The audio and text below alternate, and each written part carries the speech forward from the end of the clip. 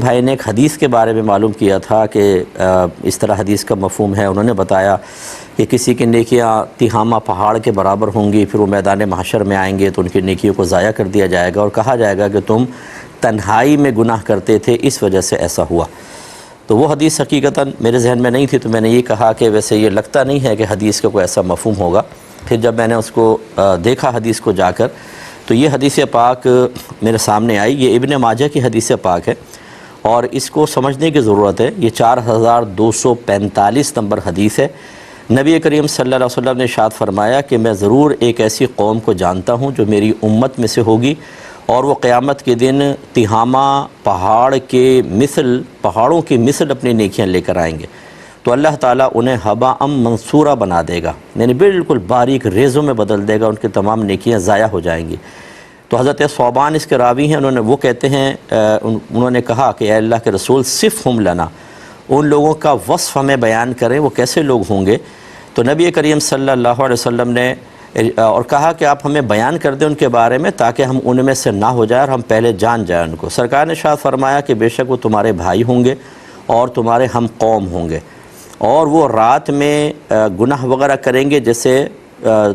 تم عبادات کریں گے جیسے تم عبادات کرتے ہو، لیکن وہ ایک ایسی قوم ہوگی کہ جب وہ اکیلے ہوں گے تو بمحارم اللہ انتہکوہا، تو یہ اللہ تبارک و تعالیٰ کی حرام کردہ چیز کو انتہکوہا،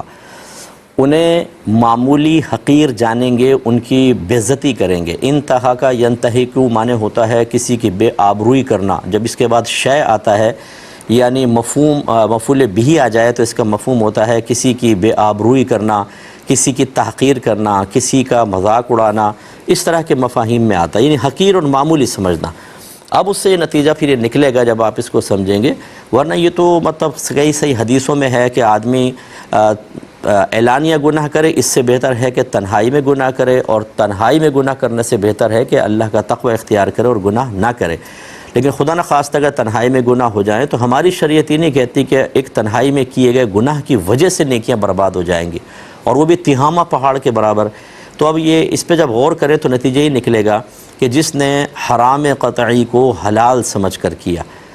تو اب وہ جب حلال سمجھ کر کرے گا تو دائرہ اسلام سے خارج ہو جائے گا. جب دائرہ اسلام سے خارج ہوگا تو چاہے پہاڑوں کے برابر نیکیاں لے کر آئے، اس کی نیکیاں تباہ ہو جائیں گی.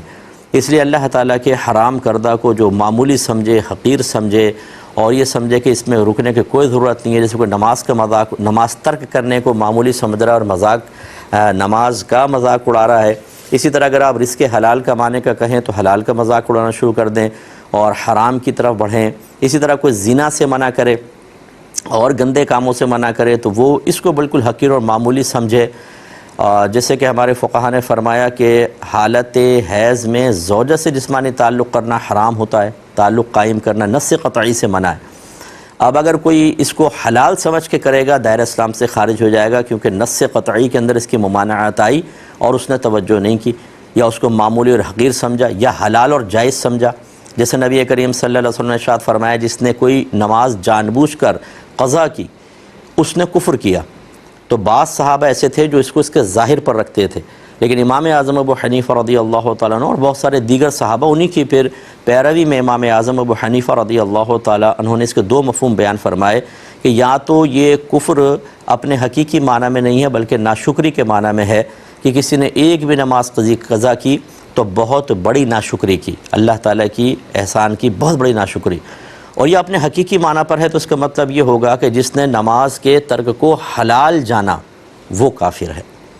جیسے 3 جمعوں کے بارے میں جس نے 3 جمعے جان بوجھ کر ترک کر دیے اس نے کفر کیا. وہ یہی مسئلہ ہے کہ حلال سمجھ کے کیے، اس پر محمول کریں تو بالکل بیسٹ ہوگا. تو اب جو ہم نے اس کا جواب دیا تھا وہ تقریباً یہی تھا کہ یہ لگتا نہیں تھا جو حدیثوں کے اندر جو قرآن کی تعلیم کے ذریعے ہمیں ایک مقصود حاصل ہوا، مفاہیم حاصل ہوئے، اس کی روشنی میں اگر کوئی چھپ کر گناہ کرتا ہے لیکن حلال سمجھ کر نہیں کرتا، حرام سمجھ کے کرتا ہے تو اللہ تعالیٰ درگزر فرمائے گا، نیکیاں ضائع نہیں ہوں گے. ہاں بعض ایسے ہوتے ہیں گناہ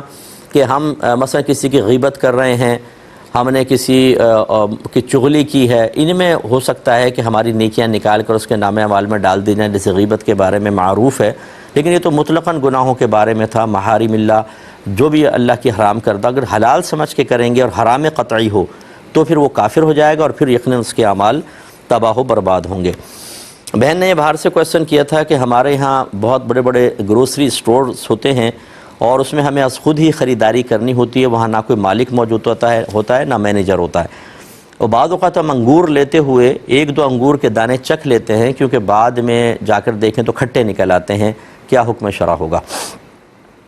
دیکھیں اگر تو وہاں کا عرف یہی ہے کہ آپ کو منع نہیں کرتے، کیونکہ کیم تو ہر جگہ لگے ہوں گے، کیمراز میں آپ کی سب چیزیں ریکارڈڈ ہو جاتی ہیں،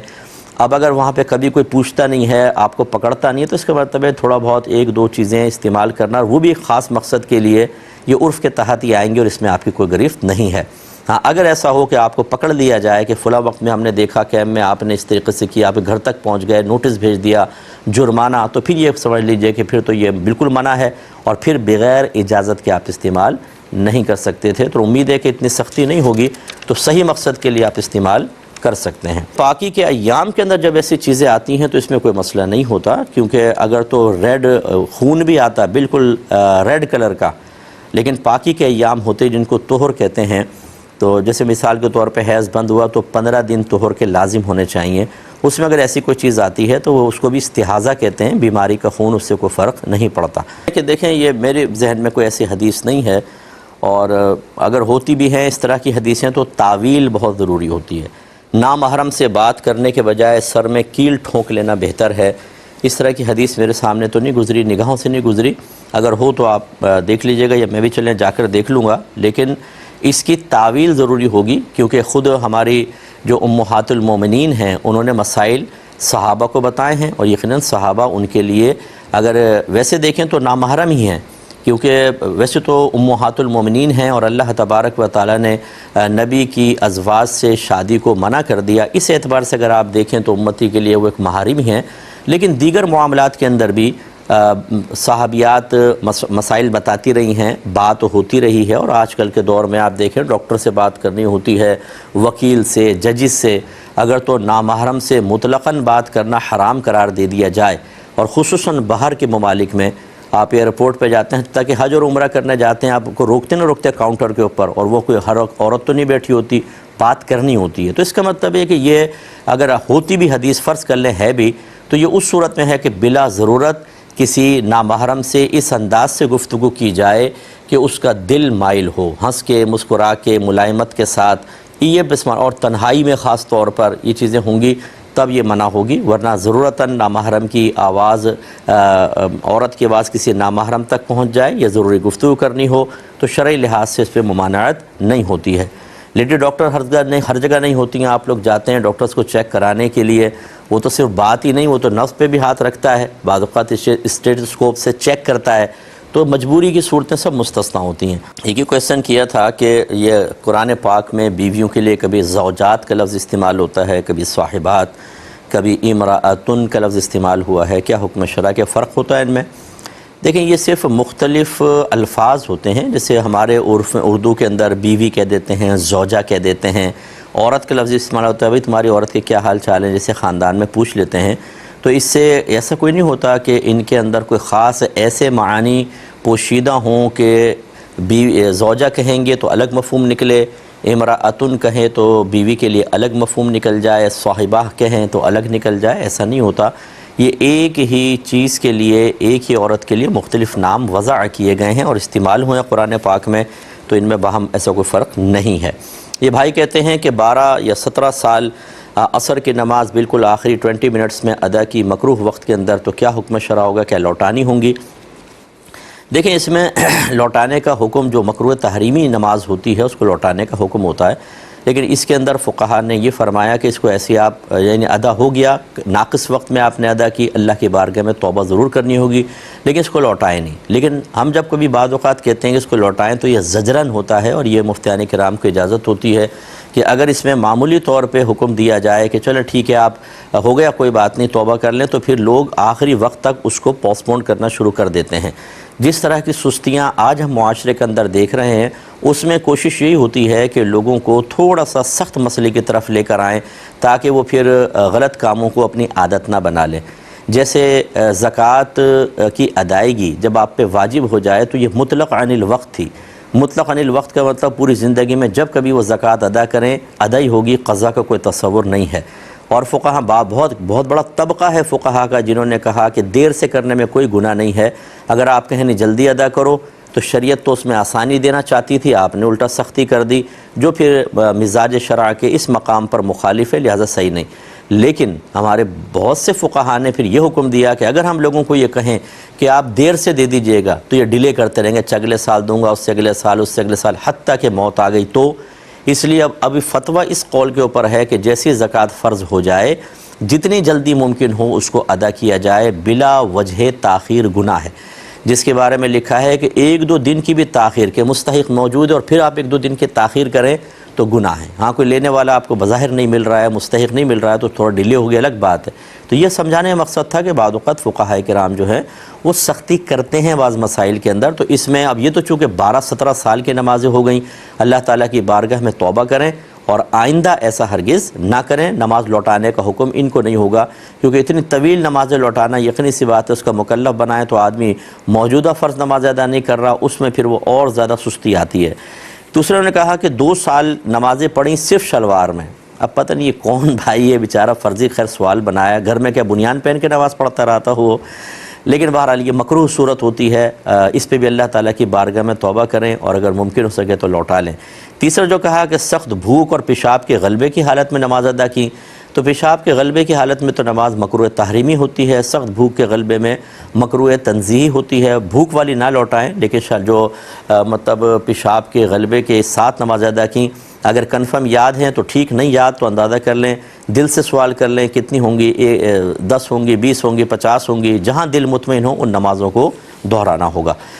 ایک کالر ہمارے ساتھ ہیں. السلام علیکم. شاید لائن ڈراپ ہو گئی ہے.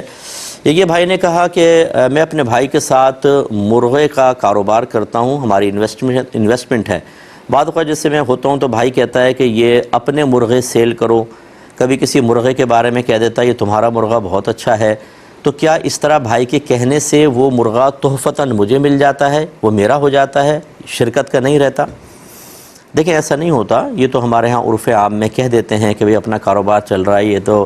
شرکت کی گاڑی ہوتی ہے لیکن تمہاری گاڑی جیسے رینٹا کار پہ چل رہی ہوتی ہے، رینٹ پہ چلا رہے ہوتے ہیں. تو اس طرح کہہ دینے سے ہبہ نہیں ہو جاتا. یاد رکھیں